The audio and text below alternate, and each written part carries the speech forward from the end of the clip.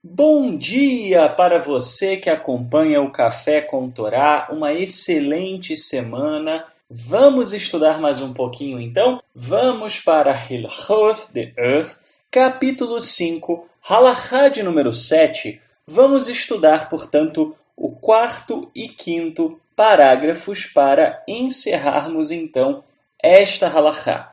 O texto que fala sobre a maneira de falar do sábio continua dizendo assim: ele não deve distorcer fatos, exagerar uma situação ou minimizá-la, exceto no interesse de paz e coisa semelhante. A regra governante é a de que só deve falar palavras de sabedoria e coisa semelhante. Não deve falar com uma mulher no mercado, mesmo que ela seja sua esposa, ou irmã, ou filha. Meu comentário. É muito comum que as pessoas pensem que o único problema no discurso é a mentira. E é muito comum que se separe a mentira da meia-verdade. Há muita gente que acha que dizer uma meia-verdade ou dizer uma verdade de uma maneira não muito verdadeira continua sendo verdade, portanto não há problema algum.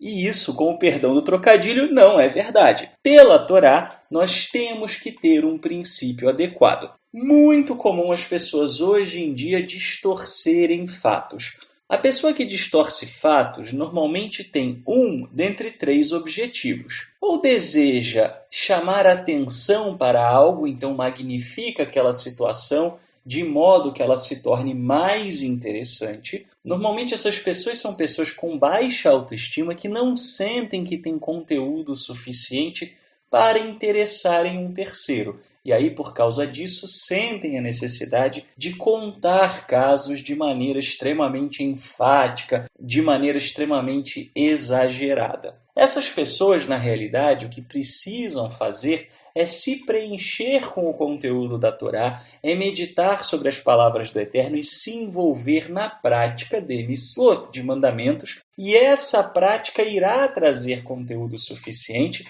para que aquilo que há de interessante nelas possa se despertar e ela possa compartilhar isso com o alheio. O segundo tipo de pessoa que tende a distorcer fatos normalmente busca um favorecimento pessoal. Essa pessoa fará uma dessas duas coisas que o Rambam Maimônides coloca.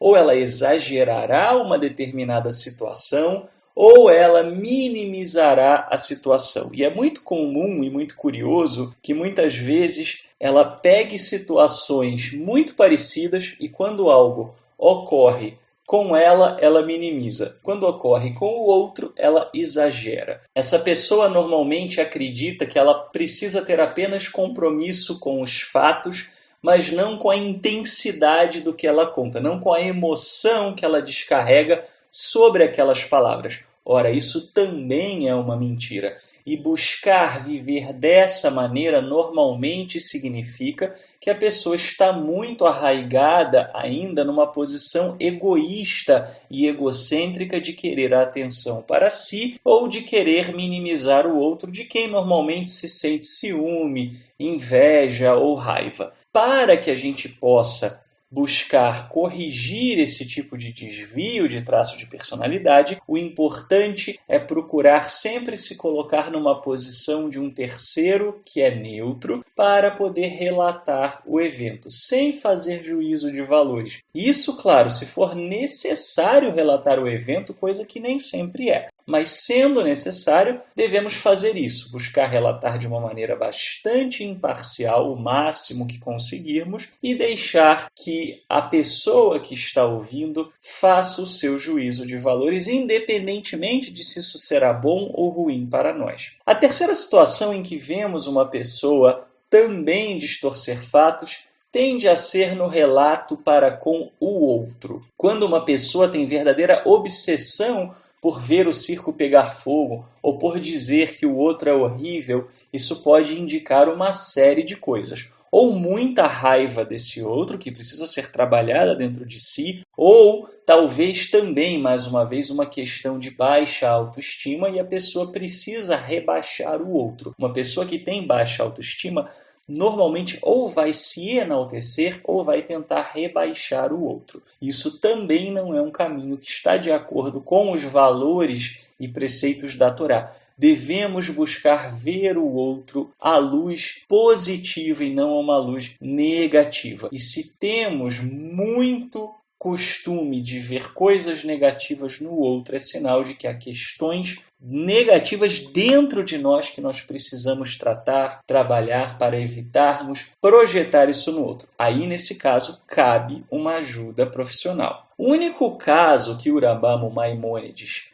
coloca como exceção diz respeito a minimizar fatos quando o interesse é de paz. Portanto, se há uma situação de conflito, uma situação tensa, uma pessoa sábia na Torá pode tentar minimizar o fato de maneira a apaziguar os ânimos. Mas, para fazer isso, é preciso ter muita sabedoria e muita cautela para que minimizar o fato com o objetivo de conduzir à paz não se torne numa injustiça, pois a injustiça também não é tolerada. E lembre-se, isso só é permitido quando a intenção é nobre. A intenção é buscar o amor entre duas pessoas que podem estar em pé de guerra, por exemplo, ou mesmo aliviar um conflito entre dois grupos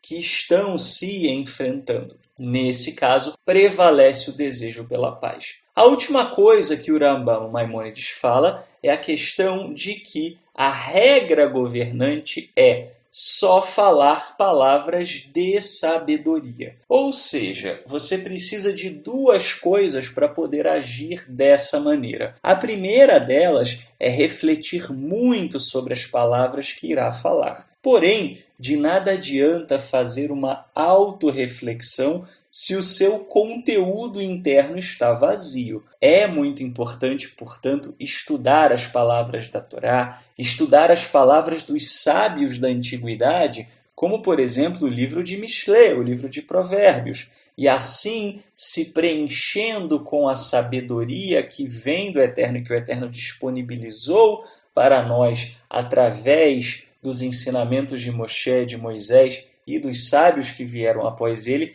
preenchendo as nossas almas com esse conhecimento, aí sim nós poderemos refletir com referência aos valores que o Eterno estabeleceu e aí poderemos agir e falar somente palavras de sabedoria. De início, precisará de maior esforço, mas com o tempo isso sairá naturalmente. E ele encerra então dizendo que não se deve falar com uma mulher no mercado, seja ela esposa, irmã ou filha, e evidentemente aqui ele está falando de uma fala íntima, de uma fala talvez até indecorosa, de uma fala que diga respeito à intimidade do casal ou do familiar, enfim, algo que falte com o decoro, que falte com o recato. É muito importante que a pessoa que vive dentro da Torá não haja apenas com sabedoria, mas também com consciência, com decoro e com respeito a si mesmo e ao próximo. Até amanhã, se o Eterno nos permitir.